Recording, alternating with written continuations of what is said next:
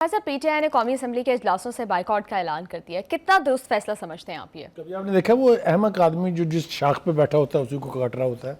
यही पीटीआई कर रही है, आज से नहीं कर रही है, 8 फरवरी के इंतखाबात के बाद से कर रही है।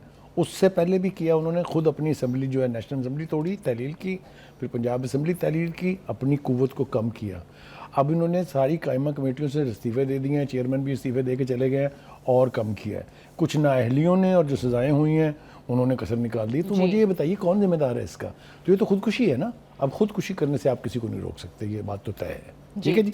दूसरी बात ये है कि गालम गलोच की सियासत की हमने बदतरीन शक्लें देखी हैं, चाहे वो इनके सारे एहतजाज थे वो हों, चाहे असम्बलियों के अंदर हो। पंजाब असम्बली के अंदर बजट सेशन के ऊपर क्या हुआ आप रिकॉल करके देखिए।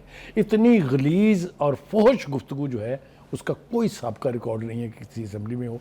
ठीक है, कुर्सियाँ चल जाती हैं, सब कुछ होता है, लेकिन ज़बान ख़वातीन की ख़ास तौर से वो उसका मुजाहरा हमने देखा। जब 26 बंदों के खिलाफ एक्शन होने लगा तो जो चीखें निकली आपको याद होगा।